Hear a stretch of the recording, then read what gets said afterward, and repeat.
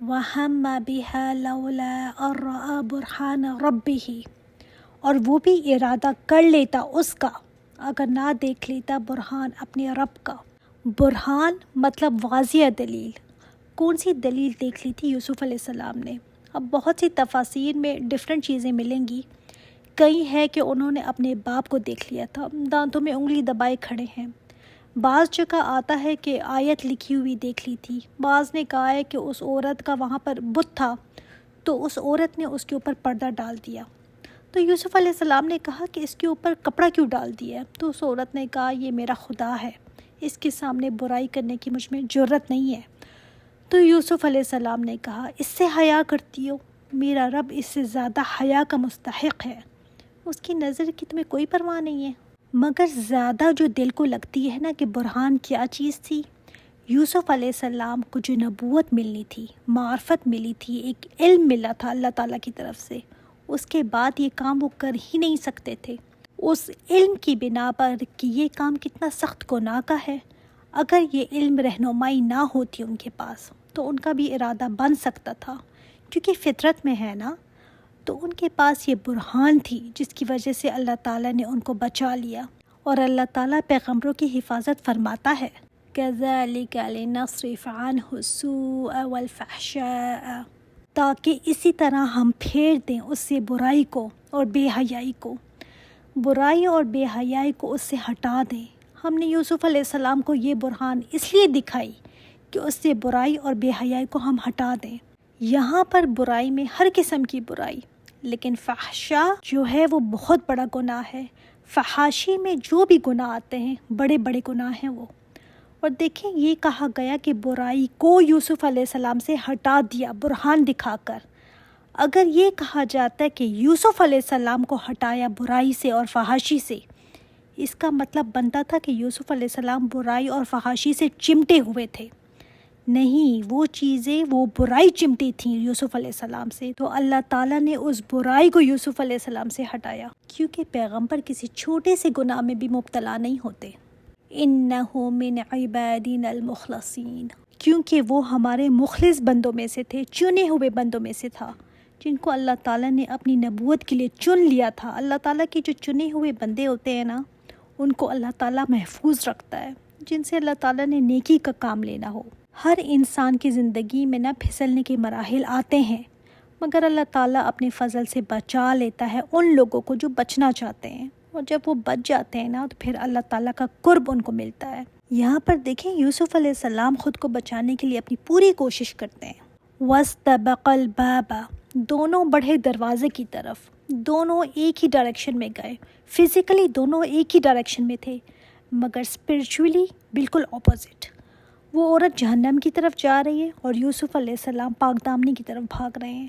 یوسف علیہ السلام جنت کی طرف دوڑ لگا رہے ہیں۔ یوسف علیہ السلام اپنے آپ کو بچانے کی پوری کوشش کر رہے ہیں، دعا کر کے بیٹھ نہیں گئے کہ میں کیا کروں، دروازے تو لاک ہیں۔ یوسف علیہ السلام بھاگے وہاں سے، دعا کر کے اپنا پورا زور لگایا کہ میں نکل جاؤں وہاں سے، کوشش کی اپنی پوری۔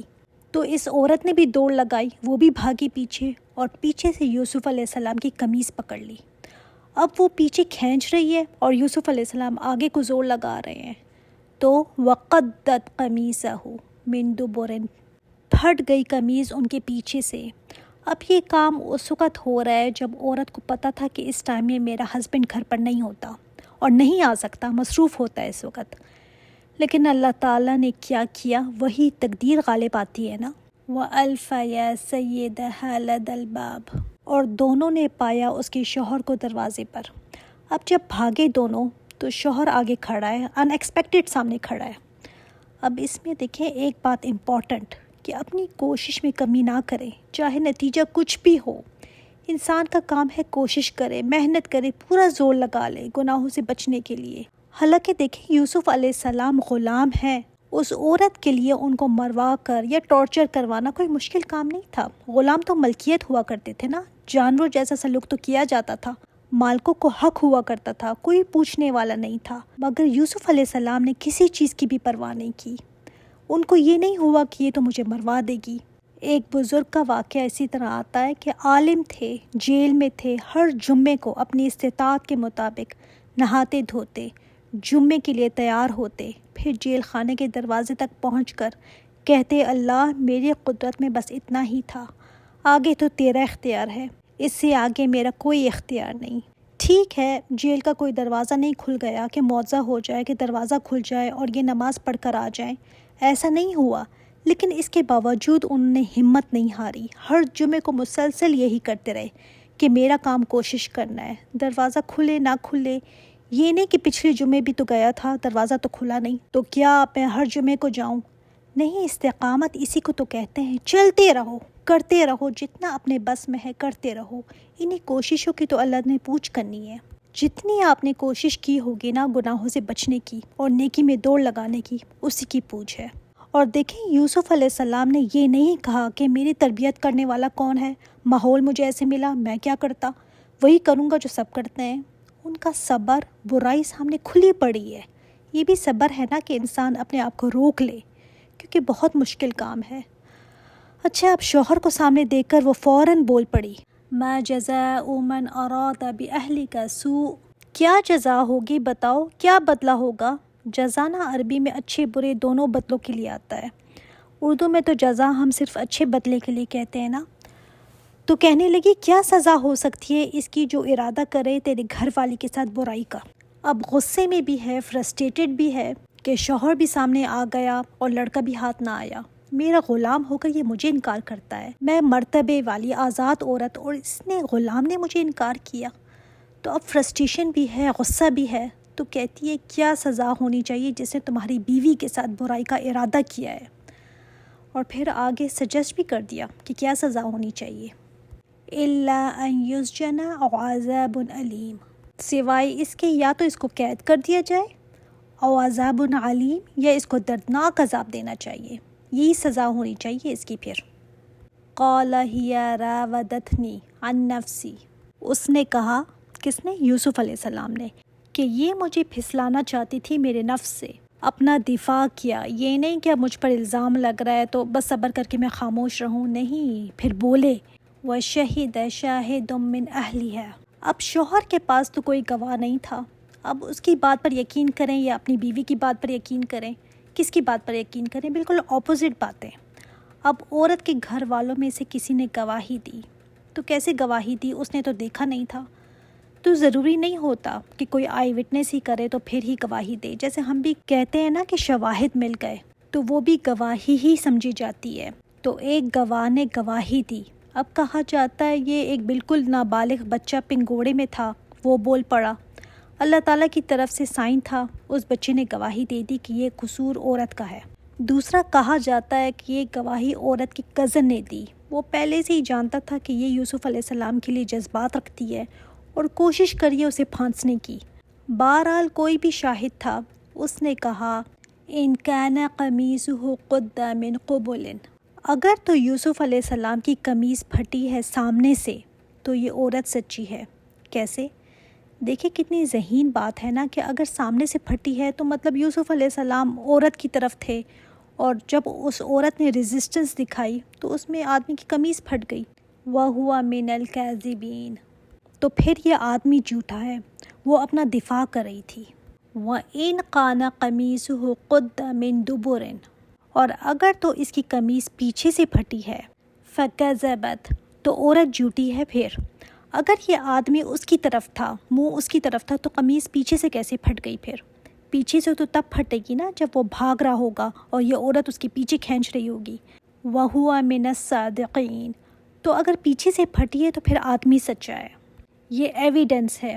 اسلام بھی ہمیں یہی بتاتا ہے نا کہ ان ایویڈنس کو سامنے رکھ کر فیصلہ کیا جائے، اس لیے آج دیکھیں فنگر پرنٹنگ ہے، ڈی این اے ٹیسٹ ہے، اس کو یوز کرنا جائز ہے، اس کی اجازت ہے کہ سب شواہد کو سامنے رکھ کر، چیزوں کو سامنے رکھ کر فیصلے ہونے چاہیے۔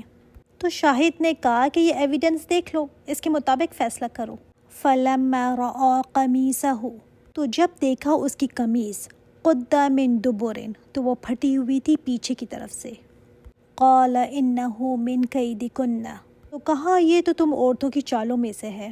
اب یہ کس نے کہا؟ خاوند نے۔ خاوند نے اپنی بیوی سے کہا تم نے چال چلی ہے، تم نے غلط الزام اس پر لگایا ہے، تم نے اس کو رسوا کرنا چاہا۔ بعض علماء کہتے ہیں کہ یہ جو آگے کا قول آ رہا ہے یہ عزیز مصر کا ہے، اور بعض کہتے ہیں کہ نہیں، یہ اللہ تعالیٰ نے کہا ہے ان کیدکن عظیم، بے شک تم عورتوں کی چالیں بہت بڑی ہوتی ہیں۔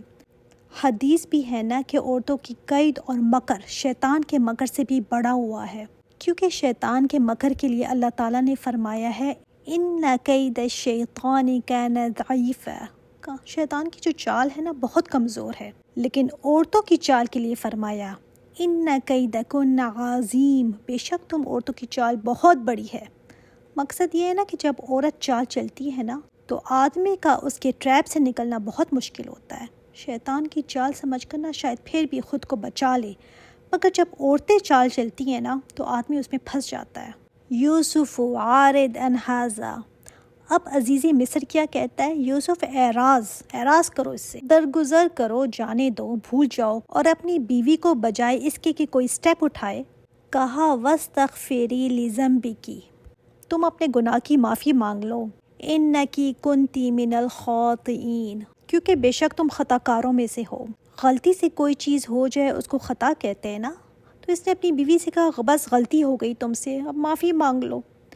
اس سے ہمیں ایک دو باتیں پتہ چلتی ہیں، یا تو آدمی بے غیرت تھا، خود میں غیرت نہیں تھی، اور آپ کو پتہ ہے نا کہ قیامت کے دن اللہ تعالیٰ نظر کرم نہیں کرے گا 3 طرح کے لوگوں پر، اور ان میں ایک کہا جاتا ہے دیوس ہے۔ حدیث ہے کہ اللہ تعالیٰ ان کی طرف نظر بھی نہیں اٹھا کر دیکھے گا، نہ ان کو پاک کرے گا، اور ان کے لیے دردناک عذاب ہے۔ ایک والدین کا نافرمان، اور وہ عورت جو مردوں سے مشابہت کرے، مردوں جیسے لباس پہنے، مردوں جیسا سٹائل اپنائے، اور دیوس کون ہوتا ہے؟ بے غیرت، جو اپنے گھر والے کو بے حیائی کرتے دیکھے، اپنی عورت کو دیکھے کہ ادھر ادھر کہیں اور نظریں مار رہی ہے، مگر اسے کوئی فرق نہیں پڑتا، بے حیا لباس پہن کر گھومتی ہے، دوسرے مردوں کے ساتھ دل لبھاتی ہے، لیکن اس کو کوئی فرق ہی نہیں پڑتا، یہ دیوس ہے۔ کیونکہ یہ مرد کی نا رسپانسبلٹی ہے کہ عورت کو کہے کہ یہ نہیں کرنا۔ اور خیر اب تو یہ سننے میں آتا ہے کہ ایلیٹ کلاس میں ایسا ہوتا ہے کہ شوہر بیوی کو آگے کرتے ہیں کہ وہ باس کو خوش کریں، ان کے ساتھ گپے لگائیں تاکہ ان کو کوئی کانٹریکٹ مل سکے۔ تو یا تو عزیز مصر دیوس تھا، یا پھر اپنی بیوی سے بہت زیادہ دبا ہوا تھا کہ کوئی بات نہیں کی، یا پھر یہ خود وزیر تھا۔ تو ایسے لوگوں کے جب سکینڈل بن جاتے ہیں نا تو ان کے لیے پھر بڑی مشکل ہو جاتی ہے، ظاہر ایک ریپوٹیشن ہوتی ہے ان کی لوگوں میں، تو اگر یہ معاملہ باہر نکل جاتا تو بڑی بے عزتی ہو جاتی، اس لیے اس نے بات کو جانے دیا، پی گیا بات کو۔ یہ 3 وجوہات ہو سکتی ہیں۔ بہت ہی خوبصورت سٹوری ہے یہ قرآن کی، انشاءاللہ تعالیٰ نیکسٹ ٹائم آگے دیکھتے ہیں۔ سبحانک اللہم و بحمدک، اشہد ان لا الہ الا انت، استغفرک و اتوب الیک۔ السلام علیکم ورحمۃ اللہ وبرکاتہ۔